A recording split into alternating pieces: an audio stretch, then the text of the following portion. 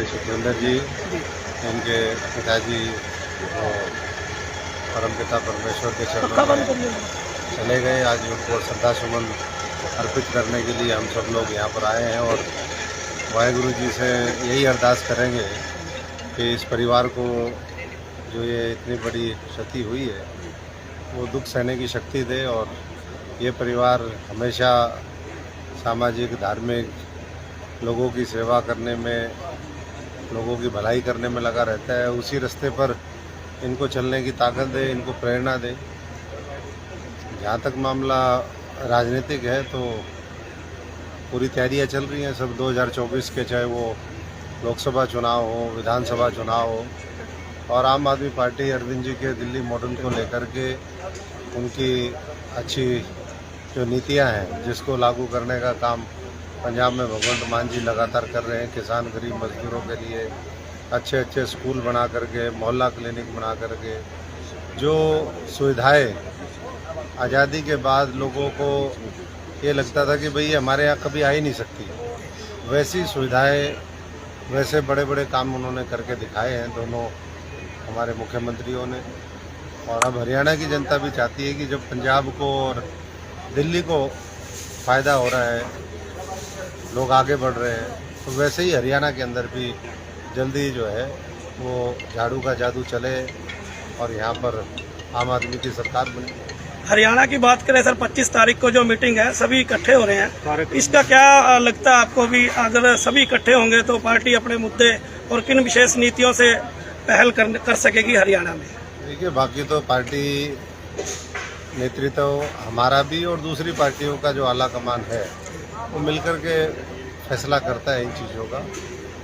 लेकिन इंडिया गठबंधन बना है और इंडिया गठबंधन, अगर हम 140 करोड़ लोगों के बारे में सोचते हैं, देश के लोकतंत्र को बचाने के लिए सोचते हैं, हम संविधान की रक्षा के लिए निकलते हैं, हर वर्ग जो आज इस सरकार से पीड़ित है गलत नीतियों से, उसके बारे में सोचते हैं, तो फिर मैं समझता हूँ कि सबको व्यक्तिगत महत्वाकांक्षाएं छोड़ करके भारतीय जनता पार्टी और उनके सहयोगी दलों को, जिसको हरियाणा की जनता हराना चाहती है, उनका सबका मिलकर के एक दूसरे को साथ देना चाहिए।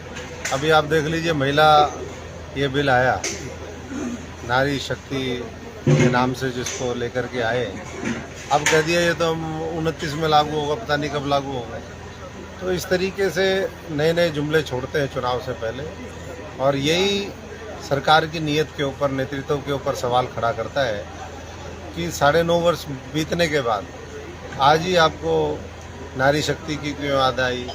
क्यों आपको, जब आपके सांसद, आपके मंत्री महिलाओं का शोषण करते हैं, जब पहलवान, महिला पहलवानों पे आप लाठी चलवाते हैं, जब मणिपुर में निर्वस्त्र करके महिलाओं को घुमाया जाता है, तब आपको नारी शक्ति नहीं दिखाई देती, तब नारी का सशक्तिकरण कहाँ चला जाता है? ये बहुत से सवाल हैं जिसके ऊपर मैं समझता हूँ कि जनता जवाब चाहेगी भी, और जवाब नहीं मिलेगा तो जवाब वोट के माध्यम से देगी। कहीं ना कहीं सर, हरियाणा में बाढ़ग्रस्त के समय जी काफ़ी किसानों की फसलें बर्बाद हुई जी, और हरियाणा सरकार ने ये भी कहा था कि 15,000 मुआवजा देने की बात की थी, और उसके बाद फिर 7,000 मुआवजा देने की बात की, लेकिन कहीं ना कहीं वो पूर्ण नहीं चढ़ी सर। ये दुर्भाग्यपूर्ण है, क्योंकि जिस समय बाढ़ आई, टोहाना का इलाका, आधा टोहाना डूब गया था। जी सर, जी सर। ऐसे ही रतिया पूरा संसदीय क्षेत्र में बात करें, जी सर, तो घग्गर की पूरी बेल्ट एम्बाला से लेकर के हाँ जी, लाखों हेक्टेयर जमीन उसमें तबाह होगी। हाँ जी, और उस समय मुख्यमंत्री सरकार के जो नुमाइंदे हैं, उन्होंने कहा भी था कि हम मुआवजा देंगे, लेकिन बाद में बोले जी क्षतिपूर्ति पोर्टल पे चढ़ाओ। क्षतिपूर्ति पोर्टल, तो जब वो लोगों ने, ऐसा तो नहीं कि लोग इंतजार करेंगे कि पानी उतरे ना, जहाँ पानी अभी भी नहीं उतरा है फतेहाबाद में, वहाँ उन्होंने क्या कर दिया?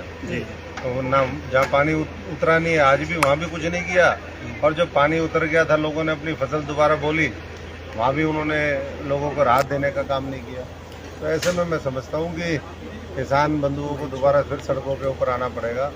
ये बेशरम और जो निरंकुश सरकार है, इसके खिलाफ मोर्चा खोलना पड़ेगा। तो तैयारियाँ वो भी करें, तैयारियाँ हम भी करेंगे। अभी हमारा घर और परिवार जोड़ो अभियान पूरे हरियाणा के अंदर जारी है, और मैं समझता हूँ कि साथ साथ जहाँ भी जरूरत होगी प्रदेश की जनता को, किसी भी वर्ग को, चाहे वो आशा वर्कर हो, चाहे वो कर्मचारी हो, चाहे वो हमारे किसान मजदूर नौजवान हो, हमारी बहनें हो। आज भी आप देख ही रहे हैं रेप की कई घटनाएं सामने आई है।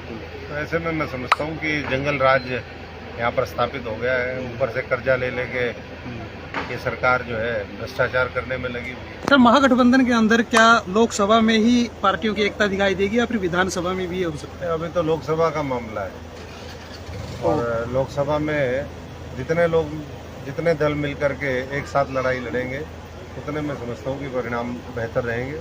बाकी मैंने पहले ही कहा कि पार्टियों का तालमेल किस तरीके से बनता है, कैसे सीट शेयरिंग होती है। तो आम आदमी पार्टी किसी दल से कम नहीं, पूरी मजबूती से चुनाव लड़ेगी और उसी के लिए हम लोग अपना काम करने में लगे हैं।